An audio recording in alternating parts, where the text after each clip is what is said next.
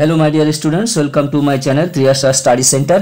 Friends, তোমরা যারা একাদশ শ্রেণীতে পড়ছো, আজকের আমি তোমাদের প্রথম ভিডিও পাঠাচ্ছি, অর্থাৎ প্রশ্ন উত্তরের জন্য প্রথম ভিডিও। আমি আগে তোমাদের সেমিস্টারের কথা বলেছিলাম যে তোমাদের একাদশ শ্রেণীর প্রথম যে সেমিস্টার পদ্ধতি তোমাদের শুরু হতে চলেছে এবং এই সেমিস্টার পদ্ধতিতে তোমাদের যে প্রশ্নগুলো থাকবে সবই এমসিকিউ টাইপ প্রশ্ন থাকবে।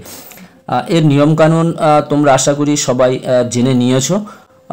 যাই হোক, তোমাদের 40 মার্কের পরীক্ষা হবে, সমস্তটাই এমসিকিউ। আমি আজকে তোমাদের নিয়ে এসেছি তোমাদের একাদশ শ্রেণী যে পুঁই মাচা সিলেবাসের মধ্যে দুটি গল্প আছে প্রথম সেমিস্টারের, তার মধ্যে প্রথম গল্পটি হলো পুঁই মাচা। লেখকের নাম হলো বর্ষিয়ান লেখক বিভূতিভূষণ বন্দ্যোপাধ্যায়। এই বিভূতিভূষণ বন্দ্যোপাধ্যায়ের পুঁই মাচা গল্প থেকে আমি আজকের প্রথম পর্ব দেখতে পাচ্ছি এখানে পার্ট ওয়ান থেকে তোমাদের কাছে 22টির মতো প্রশ্ন, 22-23টির মতো প্রশ্ন আমি নিয়ে এসেছি। নেক্সট ডেতে আমি আবার আরও 20-22টি প্রশ্ন তোমাদের কাছে নিয়ে আসব। বন্ধুরা এসো, আমরা প্রশ্ন উত্তরগুলো দেখে নিই। পরে এই গল্প সম্বন্ধে আরও ডিটেলস আমরা জানবো, কারণ এটি তোমাদের প্রথম ভিডিও। তোমরা যদি বই পেয়ে থাকো তাহলে এই পুঁই মাচা গল্পটি একবার খুব সুন্দর করে রিডিং করে নাও। এখানে দেখো একটি গ্রামের কথা। সহায় হরি এক লোক এবং তার স্ত্রীর নাম অন্নপূর্ণা এবং তার তিনটি মেয়ে খেন্তি, রাধি এবং পুঁটি। এই তিনটি মেয়ে নিয়ে তাদের সংসার। এখানে একের দাগে দেখো পুঁই মাচা গল্পটির মধ্যে কোন ঋতুর উল্লেখ আছে? শীতকাল, গ্রীষ্মকাল, শরৎকাল, হেমন্তকাল। এখানে দেখো শীতকাল। আমি অপশানটা আলাদা করে উত্তর লিখিনি। এখানে যে প্রত্যেকটা অপশানের পাশে একটা করে যে রাউন্ড দেওয়া আছে সেই রাউন্ডটাকে কালো কালি দিয়ে ভরিয়ে দেওয়া হয়েছে, যেটি সর্বভারতীয় পরীক্ষাতে এইরকমভাবে উত্তরটা দেওয়া হয়, সেই হিসেবে আমি তোমাদের এটি দিয়েছি। 2-এর দাগের প্রশ্ন দেখো, সহায় হরির স্ত্রীর নাম ছিল বাসন্তী, কালিদাসী, অনন্যা, অন্নপূর্ণা। অ্যান্সার হবে অন্নপূর্ণা, অর্থাৎ অপশান ডি। 3-এর দাগের প্রশ্ন, খেজুর গাছ কেটেছিল নিবারণ খুঁড়ো, তারক বুড়ো সহায় হরি। অ্যান্সার হবে তারক খুঁড়ো খেজুর গাছ কেটেছিল। সহায় হরি খেজুরের রস আনার জন্য চেয়েছিল গ্লাস, ভাঁড়, কৌটো, ঘটি। অ্যান্সার হবে ঘটি, অর্থাৎ অপশান ডি। 5-এর দাগের প্রশ্ন, সহায় হরির বড় মেয়ের নাম ছিল দুর্গা, মেন্তি, খেন্তি, রাধি। অ্যান্সার হবে খেন্তি, অর্থাৎ অপশান সি। অন্নপূর্ণা কয়টি আঙুল দিয়ে মাথার চুলে তেল মাখাচ্ছিলেন? এখানে একটা তেল হবে, তেল মাখাচ্ছিলেন। 2টি, 3টি, 4টি, 5টি। অ্যান্সার হবে 2টি, অর্থাৎ অপশান এ। নারকেল তেলের বোতলে ছিল বাঁশ কাঠি, নিম কাঠি, ঝাঁটা কাঠি, খাগড়ার কাঠি। অ্যান্সার হবে ঝাঁটা কাঠি, অর্থাৎ অপশান সি। 8 দাগের প্রশ্ন, খেন্তির বয়স হলো প্রায় 14 বছর, 15 বছর, 13 বছর, 16 বছর। অ্যান্সার হবে 15 বছর, অর্থাৎ অপশান বি।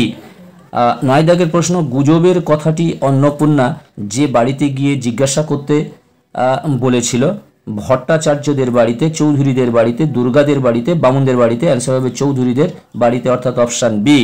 সহায় হরি খিড়কির দুয়ার লক্ষ্য করিয়া বাহির হইলেন, তিনি সঙ্গে করিয়া লইলেন একটি কাঁসার বাটি, কাচের বাটি, পেতলের বাটি, অ্যালুমিনিয়ামের বাটি। অ্যান্সার হবে কাঁসার বাটি, অর্থাৎ অপশান এ। 11 দাগের